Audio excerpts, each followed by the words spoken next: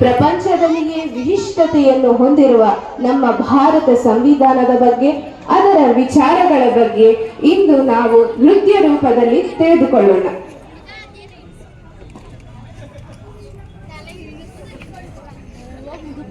ಮೊದಲಿಗೆ doctor BR Ambedkar ಮತ್ತೆ ಅವರ ತಾಯಿಯ ಮಧ್ಯೆ ನಡೆದ ಸಂಭಾಷಣೆಯನ್ನು ಒಂದು ಚಿಕ್ಕ ಸ್ಕಿಟ್ ಮುಖಾಂತರ ನೋಡೋಣ.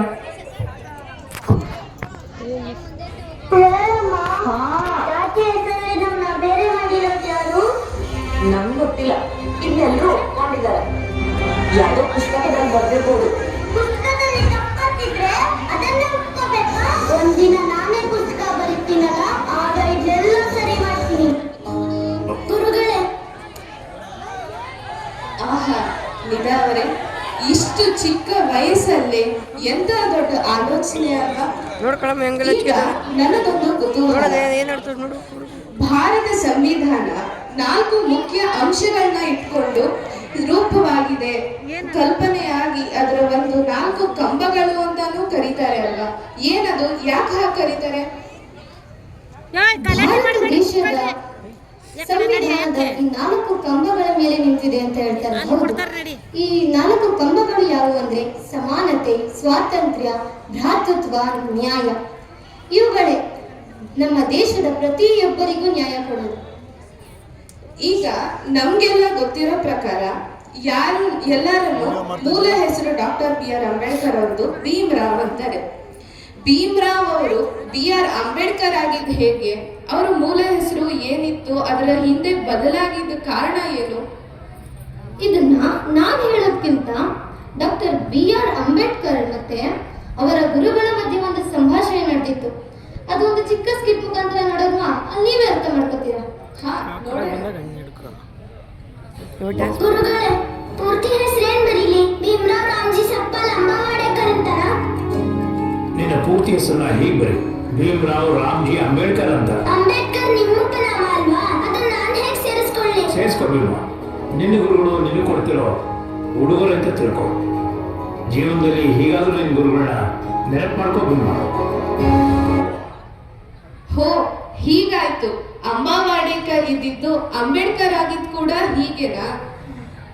ಒಮ್ಮೆ ರಾಜೇಂದ್ರ ಪ್ರಸಾದ್ ಅವರು ಸಭಾಧ್ಯಕ್ಷರಾಗಿರೋ ಸಂದರ್ಭದಲ್ಲಿ TT ಕೃಷ್ಣಮಾಚಾರ್ ಅವರು ಅಂಬೇಡ್ಕರ್ ಅವರು ಭಾರತ ಸಂವಿಧಾನ ರಚಿಸೋದಕ್ಕೆ ಅದರ ಮೇಲೆ ಹಾಕಿದ ಪರಿಶ್ರಮ, ಅವರು ಎಷ್ಟೆಲ್ಲ ಕಷ್ಟಪಟ್ಟರು, ಯಾರೇ ಸಹಾಯ ಮಾಡಿಲ್ಲ ಅಂದ್ರೂ ಕೂಡ ಒಬ್ಬರೇ ಭಾರತ ಸಂವಿಧಾನನ ರಚನೆ ಮಾಡಿದ್ರು. ಇದ್ರ ಬಗ್ಗೆ ಎಲ್ಲ ಅವರು ರಾಜೇಂದ್ರ ಪ್ರಸಾದ್ ಅವ್ರ ಹತ್ರ ಹೇಳ್ತಾ ಇರ್ತಾರೆ. ಅಂತ ಸಂದರ್ಭದಲ್ಲಿ ಹೌದು, ಮಾರ್ಚ್ 4, 2020ರಲ್ಲಿ ರಾಜೀವ್ ಅವರು ವಿಧಾನಸೌಧದಲ್ಲಿ ಚರ್ಚೆ ನಡೆಯುವ ಸಮಯದಲ್ಲಿ ಅವರು ಈ ವಿಷಯದ ಬಗ್ಗೆ ಉಲ್ಲೇಖ ಮಾಡ್ತಾರೆ. ಹೌದಾ? ಏನಂತ ಉಲ್ಲೇಖ ಮಾಡಿದ್ದಾರೆ? ಇದನ್ನ ನಾನು ಹೇಳೋದ್ಕಿಂತ ಅವ್ರದೇ ಒಂದು ವಾಯ್ಸ್ ಅಲ್ಲಿ ಅವರೇ ಹೇಳಿರೋದನ್ನ ನಾವು ಕೇಳಿಸ್ಕೊಳ್ಳೋಣವಾ? ಯಾವ ರೀತಿ ಹೇಳ್ತಾರೆ ಅಂದ್ರೆ, ಅವತ್ತಿನ ಸಭಾಧ್ಯಕ್ಷರನ್ನ ಡಾಕ್ಟರ್ ರಾಜೇಂದ್ರ ಪ್ರಸಾದ್ ಅವರನ್ನ ಉಲ್ಲೇಖಿಸಿ, ಮೊನ್ನೆ ಸಭಾಧ್ಯಕ್ಷರೇ ಡಾಕ್ಟರ್ ಅಂಬೇಡ್ಕರ್ ಅವರ ಮಾತುಗಳನ್ನು ಎಚ್ಚರಿಕೆಯಿಂದ ಆಲಿಸಿದ ಸದನದಲ್ಲಿದ್ದವರಲ್ಲಿ ನಾನೂ ಒಬ್ಬನು. ಈ ಸಂವಿಧಾನವನ್ನು ರೂಪಿಸುವಲ್ಲಿ ಅವರು ಎಷ್ಟೊಂದು ಶ್ರಮ ಪಟ್ಟಿದ್ದಾರೆ ಮತ್ತು ಮುತುವರ್ಜಿ ವಹಿಸಿದ್ದಾರೆ ಎಂಬುದರ ಬಗ್ಗೆ ನನಗೆ ಅರಿವಿದೆ. ಅದೇ ಸಮಯದಲ್ಲಿ ನಮಗೆ ಈ ಸಂದರ್ಭದಲ್ಲಿ ಬಹಳ ಮುಖ್ಯವಾಗಿರುವ ಈ ಸಂವಿಧಾನದ ಕರಡನ್ನು ರೂಪಿಸುವಲ್ಲಿ ಎಷ್ಟರ ಮಟ್ಟಿಗೆ ಗಮನ ನೀಡುವುದು ಅಗತ್ಯವಾಗಿತ್ತೋ ಅಷ್ಟು ಗಮನವನ್ನು ರಚನಾ ಸಭೆಯ ಸಮಿತಿಯು ನೀಡಿಲ್ಲ ಎಂಬುದು ನನಗೆ ಗೊತ್ತು. ನೀವು ನಾಮನಿರ್ದೇಶನ ಮಾಡಿದ 7 ಮಂದಿಯಲ್ಲಿ ಒಬ್ಬ ಸದಸ್ಯರು ಸದನಕ್ಕೆ ರಾಜೀನಾಮೆ ನೀಡಿದ್ದು, ಅವರ ಬದಲಿಗೆ ಮತ್ತೊಬ್ಬರನ್ನು ನೇಮಕ ಮಾಡಲಾಗಿದೆ ಎಂಬುದು ಬಹುಶಃ ಸದನಕ್ಕೆ ತಿಳಿದಿರಬಹುದು. ಒಬ್ಬ ಸದಸ್ಯರು ಮೃತಪಟ್ಟರು, ಆದರೆ ಅವರ ಬದಲಿಗೆ ಮತ್ತೊಬ್ಬರನ್ನು ನೇಮಿಸಲಾಗಿಲ್ಲ.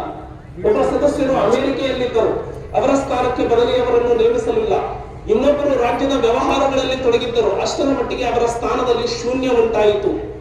ಒಬ್ಬರೋ ಇಬ್ಬರೋ ದೆಹಲಿಯಿಂದ ಬಹಳ ದೂರವಿದ್ದರು, ಬಹುಶಃ ಆರೋಗ್ಯದ ಕಾರಣದಿಂದಾಗಿ ಅವರೂ ಸಹ ಭಾಗವಹಿಸುವುದು ಸಾಧ್ಯವಾಗಲಿಲ್ಲ. ಹೀಗಾಗಿ ಈ ಸಂವಿಧಾನದ ಕರಡನ್ನು ಸಿದ್ಧಪಡಿಸುವ ಕೆಲಸ ಡಾಕ್ಟರ್ ಅಂಬೇಡ್ಕರ್ ಅವರ ಮೇಲೆ ಬಿದ್ದಿತು. ಅವರು ನಿಸ್ಸಂದೇಹವಾಗಿ ಅತ್ಯಂತ ಶ್ಲಾಘನೀಯವಾಗಿ ಈ ಕಾರ್ಯವನ್ನು ಸಾಧಿಸಿದ್ದಾರೆ. ಇದಕ್ಕಾಗಿ ನಾವೆಲ್ಲರೂ ಅವರಿಗೆ ಆಭಾರಿಗಳು. ನಾನು ಹೇಳಬೇಕಾಗಿರುವ ಅಂಶವೆಂದರೆ, ಇಂತಹ ವಿಷಯದ ಬಗ್ಗೆ ಸೂಕ್ತವಾಗಿ ನೀಡಬೇಕಾಗಿದ್ದ ಗಮನವನ್ನು ಒಟ್ಟಾರೆಯಾಗಿ ಸಮಿತಿಯು ನೀಡಿಲ್ಲ ಎಂಬುದು ಏಪ್ರಿಲ್ನಲ್ಲಿ ಯಾವಾಗಲೂ ಒಮ್ಮೆ ಸಂವಿಧಾನ ರಚನಾ ಹೌದಲ್ವಾ? ಎಷ್ಟು ಪರಿಶ್ರಮ ಪಟ್ಟಿದ್ದಾರೆ ಅಂಬೇಡ್ಕರ್ ಅವರು.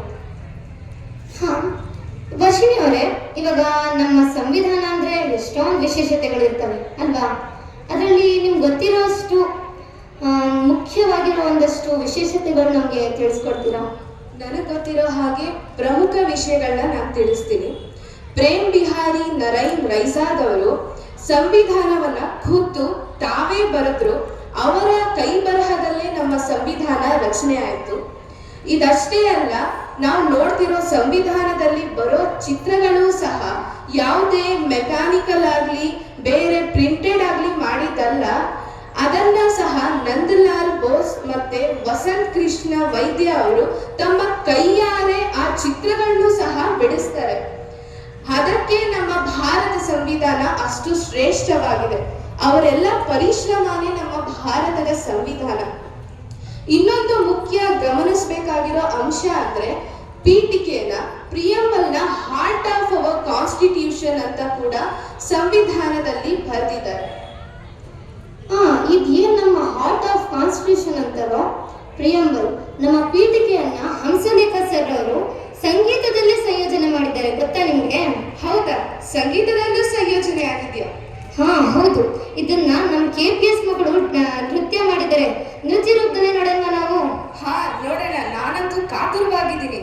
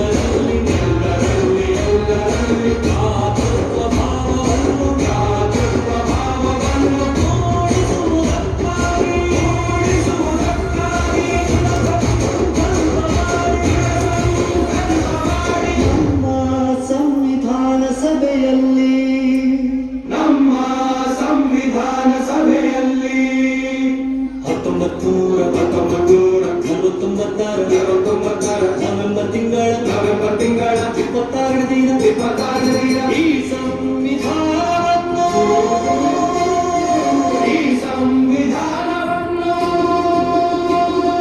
ನಮಗೆ ನಾವೇ ಅರ್ಪಿಸಿಕೊಂಡು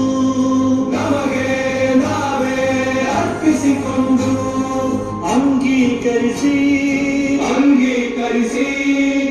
ಶಾಸನವಾಗಿ ವಿಧಿಸಿಕೊಂಡಿದ್ದೆ.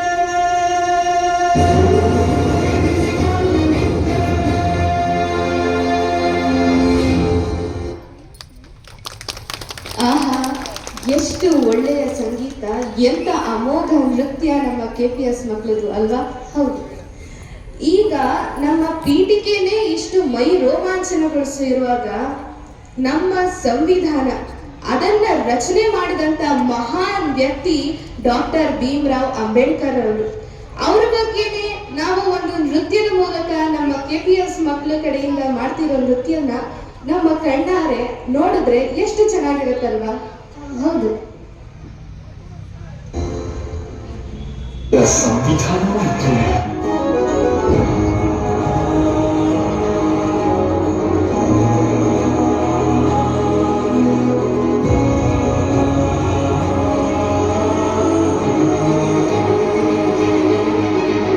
ರಾಷ್ಟ್ರ ಸಂವಿಧಾನಕ್ಕೆ ನೀನೆ ಶಿಲ್ಪಿಯು, ದಾರಿದೀಪವು, ನೀನೆ ಕಲಿಸಿಕೊಟ್ಟೆ ಸಮಾನತೆಯನ್ನು, ಏಕತೆಯನ್ನು. ರಾಷ್ಟ್ರ ಸಂವಿಧಾನಕ್ಕೆ ನೀನೆ ಶಿಲ್ಪಿಯು, ನೀನೆ ಕಲಿಸಿಕೊಟ್ಟೆ ಸಮಾನತೆಯನ್ನು. ನಿನ್ನ ಲೇಖನಿಯ ಬರಹ ದೇಶ ಕಚ್ಚೆ, ಒಂದು ಮಾತು ಕೂಡ ಭೀಮ ಕಚ್ಚೆ. ನ್ಯಾಯ ನೀನು